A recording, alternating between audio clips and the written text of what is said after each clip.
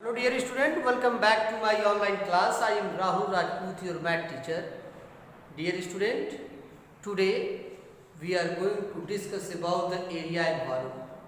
Yes, you know, very interested exercise, area and volume. Dear student, previous 1 month से हम area और volume पे बहुत ही डीपली डिस्कस किया है और उसके हर सेगमेंट को बहुत ही अच्छे तरीके से क्लियर किया है। हम उसके हर सेक्शन को बहुत ही अच्छे तरीके से एक्सप्लेन किया और उसको आपने अच्छे तरीके से गेन भी किया है। उसी क्रम में हम आज एक बार फिर आपको एक डिफरेंस टाइप्स के क्वेश्चन लेके आए हैं जो एरिया और वॉल्यूम से ही रिलेटेड है और आपके लिए बहुत ही इम्पोर्टेंट है। मोस्ट ऑफ द एग्जाम या फिर आपके आने वाले एग्जाम या फिर कंपटीशन में ये क्वेश्चन आपको ज़्यादातर पूछे जाते हैं, इसलिए मुझे लगा कि ये क्वेश्चन आपको जरूर बताना चाहिए। आज आपका एरिया और वॉल्यूम का लास्ट डे है।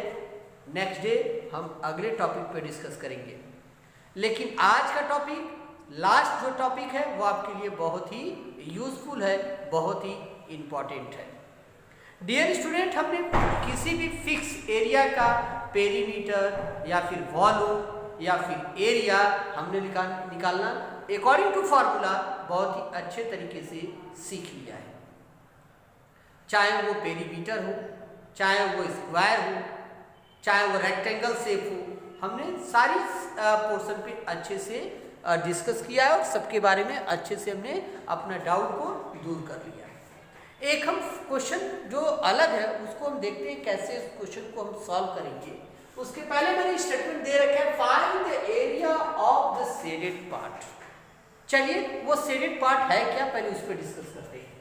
सपोज करिए ये फिगर हमारा बन रहा है, इस फिगर को बहुत ही ध्यान से देखेंगे और इस फिगर में अगर आपको क्लियर हो गया तो आप इस क्वेश्चन को बहुत ही आसानी से कर लेंगे। ये आपका यहाँ से हमने इसको पार्ट कर दिया, ये हाफ पार्ट हो गया। हाफ पार्ट नहीं है, नियर अबाउट ऐसा है, इसको हम अभी हटाते हैं। जो भी डाउट है आपका वो डाउट बिल्कुल खत्म हो जाए। यहाँ पे देखिए ये कंप्लीट स्क्वायर शेप में नहीं है बल्कि ये रेक्टेंगल शेप में है। ये है, अब हम इसको देखेंगे। ये टोटल लेंथ जो इसका दिया हुआ है वो दिया हुआ है 6। ये लेंथ हमारा जो टोटल दिया हुआ है वो है 6 और यहाँ से यहाँ तक की जो दूरी दी गई है, यहाँ से यहाँ तक की दूरी जो दी गई है वो दिया गया है 4 सेंटीमीटर। ये भी हमारा है 6 सेंटीमीटर, मीन्स यहाँ से यहाँ तक की दूरी हमें पता है 4 सेंटीमीटर है। एंड ये जो हमारा दूरी दिया हुआ है ये है 4 सेंटीमीटर। यस, ये है 4 सेंटीमीटर का। अब हमें इसे शेडेड पार्ट कर देना है, मीन्स इसे हमें कलर कर देना है ताकि ये पता चले हमें इसी पार्ट का क्या करना है, एरिया निकालनी है। ओके, इस पार्ट का हमें एरिया डिफाइन करना है। अब आपको फिगर अच्छे से समझ में आ रही होगी कि टोटल हमारा ये शेप है और इस शेप में ये पोर्शन जो दिया हुआ है इसी का हमें जो शेडेड है, जो कलर्ड है, उसी पार्ट का हमें क्या करना है, एरिया फाइंड आउट करना है। अब क्वेश्चन को एक बार और समझिए। फिगर को हम बहुत ही अच्छे तरीके से देखेंगे और अपने डाउट को दूर करने की कोशिश करेंगे। टोटल इसका लेंथ जो दिया हुआ है, इस फिगर का जो टोटल लेंथ दिया गया है वो है 6 सेंटीमीटर, जो यहाँ पे आपको क्लियर नहीं हो पा रहा था तो अब हमने क्लियर कर दिया। ये हमारा जो दिया हुआ है 4 सेंटीमीटर है और ये हमारा जो है वो क्या है, यहाँ से यहाँ तक की जो दूरी है वो है 4 सेंटीमीटर। क्लियर है? तो यहाँ ये आपका पोर्शन क्या है आपको मालूम हो जाएगा, क्योंकि एरिया किसी भी रेक्टेंगल शेप का एरिया निकालने के लिए आपको फार्मूला बहुत अच्छे तरीके से पता है, क्योंकि प्रीवियस 15 डे बिफोर हमने प्रीवियस वीडियो में आपको बताया था कि कैसे हम किसी भी रेक्टेंगल शेप का अगर एरिया निकालना चाहते हैं तो क्या लिखेंगे फार्मूला। यस, बिल्कुल सही। एरिया अगर ए हमें निकालना है तो L इंटू बी। हमें किसी भी रेक्टेंगल शेप का अगर एरिया निकालना है तो उसका फार्मूला होगा area A is equal to L into B, length into breadth. Dear student यहाँ पे ये हमारा ये टोटल हमारा है 6 और ये हमारा है 4, तो 6 centimetre minus 4 centimetre is equal to 2 centimetre, यानी ये पोर्शन हमारा क्या हो जाएगा 2 सेंटीमीटर का हो जाएगा। अब आपको क्लियर हो गई, अब आसानी से आप एरिया को डिफाइन कर सकते हैं। डियर स्टूडेंट अब हम लिखेंगे एरिया, अब हम सॉल्यूशन कर रहे हैं इसलिए ध्यान दे रहा है कैसे सॉल्यूशन हो रहा है। Area of the shaded part, yes केवल हम शेडेड पार्ट का ही एरिया डिफाइन कर रहे हैं। तो area of the shaded part is equal to length into breadth, length into breadth, ये आपको पता हो गया। Area of the shaded part is equal to length into breadth, यहां तक क्लियर है। अब यहां पे लेंथ, अब इस फिगर के अकॉर्डिंग ये हमारा हो जाएगा ब्रीथ और ये हमारा हो जाएगा लेंथ। तो अब देखिए लेंथ हमारा हुआ है, यहां पे लिखना चाहे तो लिख सकते हैं L is equal to 4 centimetre and B is equal to 2 centimetre.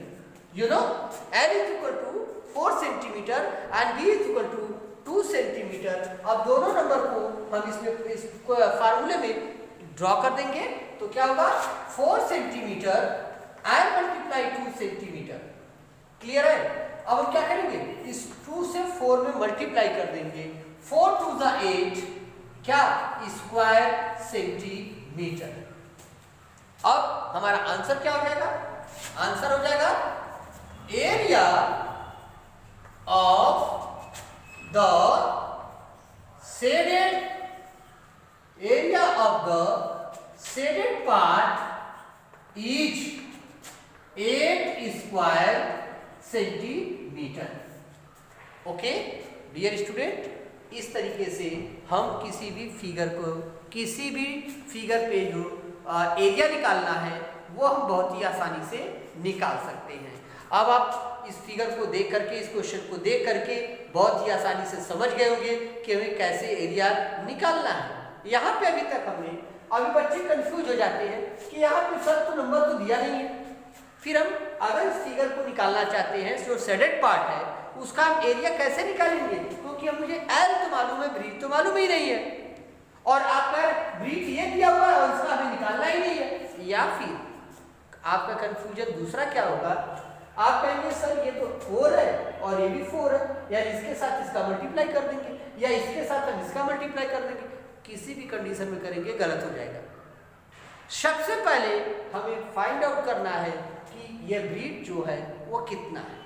अभी हमारा ब्रीथ ये हो गया है, ये 4 से 6 से ये 4 अलग हुआ है, तब हमें ये एरिया मालूम हो गई है और उसी के अकॉर्डिंग हमने यहाँ पे अब हमारा ये सेट बन गया।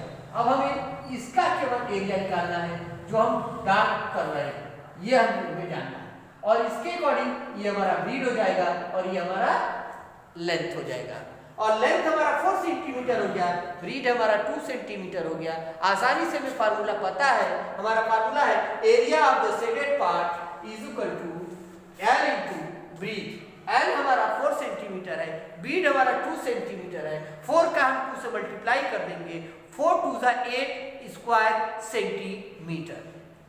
हमारा आंसर हो जाएगा area of the shaded part is 8 square centimetre. तो डियर स्टूडेंट, इस तरीके से हम किसी भी एरिया का, किसी भी शेप का एरिया बड़े ही आसानी से हम फाइंड आउट कर सकते हैं।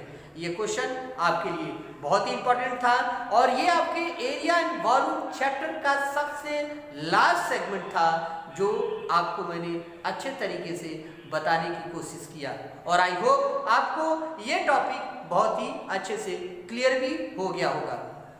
और भी किसी भी स्टूडेंट को इस पूरे होल चैप्टर में कोई भी क्वेश्चन में प्रॉब्लम होती है या कोई भी स्टेटमेंट आपको समझ में नहीं आता है तो आप हमसे मेरे कमेंट बॉक्स में पूछ सकते हैं। वहाँ भी हम आपको अच्छे तरीके से आपके डाउट को दूर करने की कोशिश करेंगे। डियर स्टूडेंट, ये हमारा लास्ट टॉपिक था। कल हमारे लिए नेक्स्ट चैप्टर होगा ज्योमेट्री। ज्योमेट्री पे हम बहुत ही डीपली डिस्कस करेंगे। तब तक के लिए take care and good bye.